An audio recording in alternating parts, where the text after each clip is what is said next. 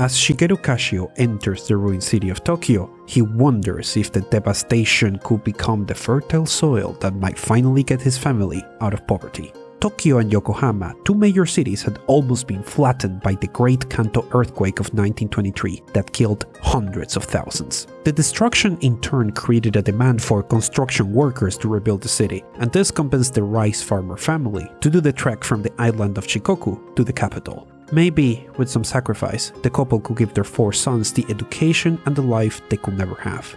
18 years of Japanese imperialist fervor launched the country into an all-out conflict of World War II, and most of the Kashio brothers were conscripted into the war effort, all except for the oldest, Tadao Kashio. Tadao suffered from tuberculosis, which made him unfit for the army, and he will use this time at home wisely. Following their parents' plans for a better life, he showed promise as a skillful metal worker and machinist. Dreaming of creating his own business, he got a loan to buy some machinery and started manufacturing components for airplanes in his home workshop. With the help of his family and the obvious fact that the war had created enormous demand for airplane parts, business boomed. He paid back his loan and soon had enough money saved to marry. But happiness would not last. In an ironic twist of fate, his dream came to a halt when the home of the Kashio family was destroyed by American airplanes. As the war ended and the other brothers returned from the front, all miraculously alive, they found themselves in a grim reality. 2 of the biggest cities in Japan had been destroyed again, but this time by atomic bombs. The country risked famine and the economy was in shambles. With their house destroyed, military industry demand halted and no jobs available, they faced desperate conditions.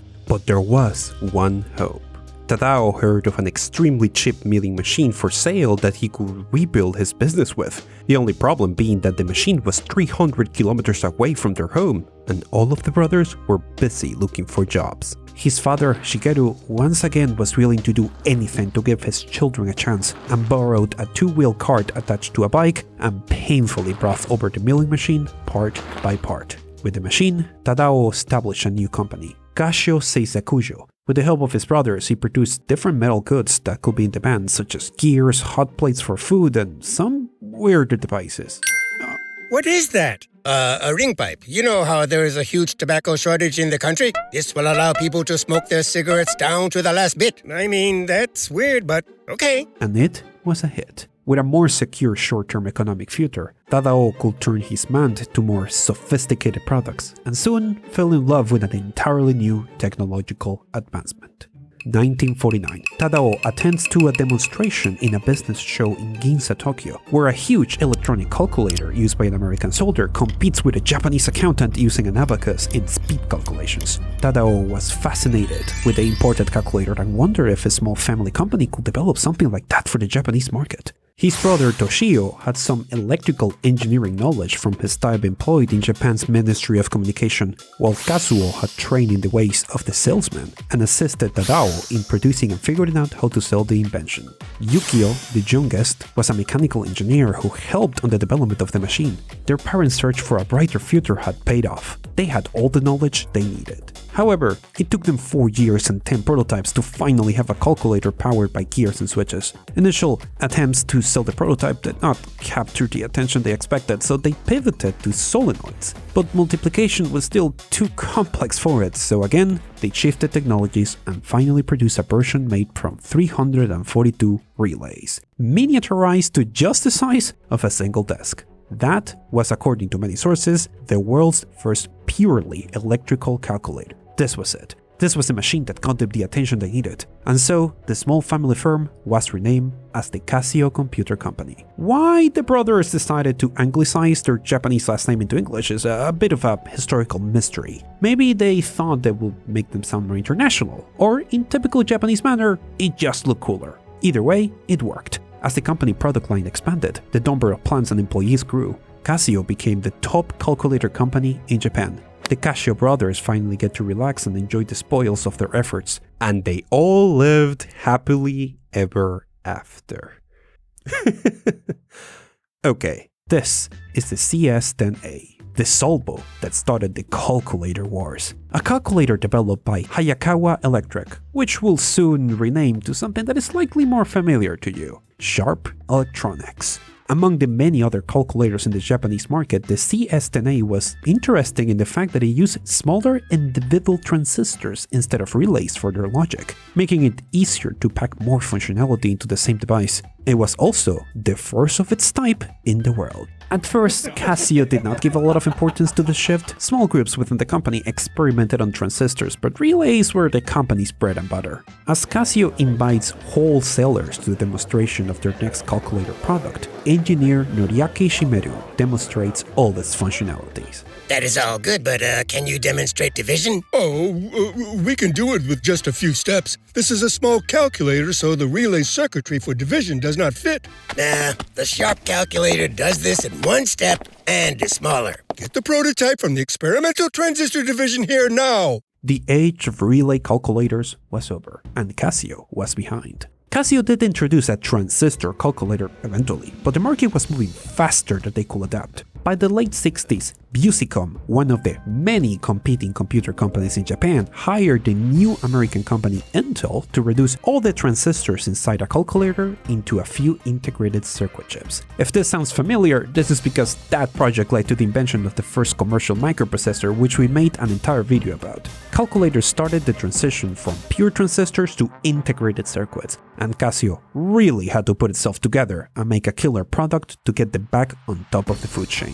The third eldest brother, Kazuo, had a plan to go for the people who were not buying calculators. So far, the first battles in this conflict were fought in the office. Businesses were investing heavily in more and more sophisticated calculators as the Japanese economic miracle got stronger. But the regular day-to-day consumers that could not afford a calculator did not care, and they were not going to carry around one of these. So their new calculator had to be something for the common folk to use when calculating their grocery bills or taxes. For that to work, it had to retail for less than 12,800 yen and fit in a pocket, which was a whole engineering challenge. Getting there with the current technology would require sacrifices. Since the screen was made of individual fluorescent display tubes, it had to be limited to only 6 digits. In order to further reduce cost, decimal point functionality had to be severely limited, to the point where there was no decimal point key, and the power circuitry functionality to plug the calculator into an outlet to use it as a desktop calculator had to be completely removed.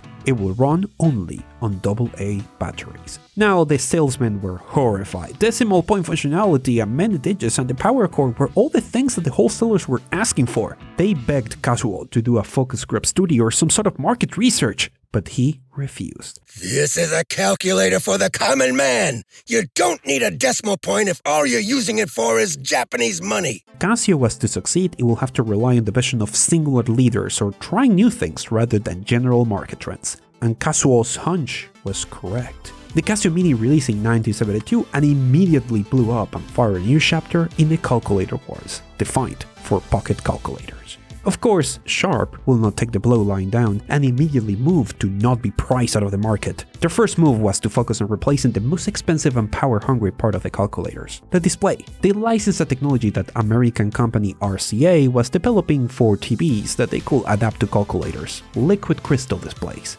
Little over a year since the Casio Mini, Sharp responded with the EL805, the first LCD calculator. And as always, every other calculator company immediately got to replicate it, including Casio. In just 2 years, the economic war had successfully transformed the calculator into a cheap everyday commodity that saturated the global market. Now, the average calculator was the size of a credit card and costed less than $25. When demand for calculators dried up and the market finally consolidated, the large majority of calculator companies went bankrupt. Sharp found itself the lead manufacturer of liquid crystal displays in the country as a result, and had immense need to put all those spare calculator components to use, which is why they were quite open to a weird idea of a local toy company of a pocket electronic game called the Game & Watch, the toy company being Nintendo. We already made a video about that story. Casio found itself with a very power-efficient integrated circuit technology, making it easy to pack features into small packages and a good production base of liquid crystal displays.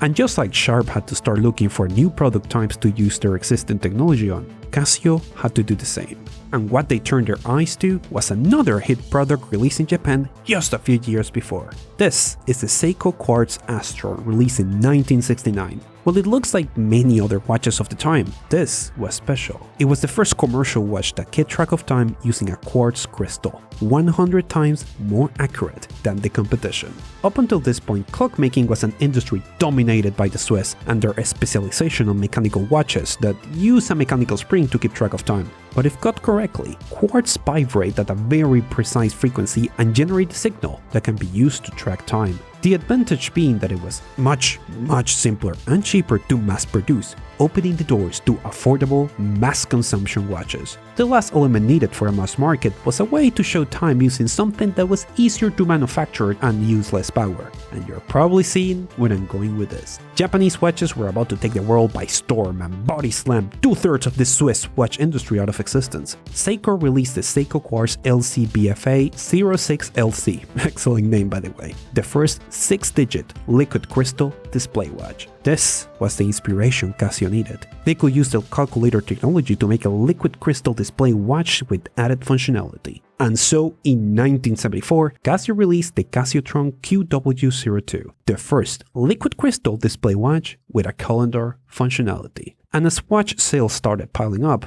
Casio had found its next industry to build on.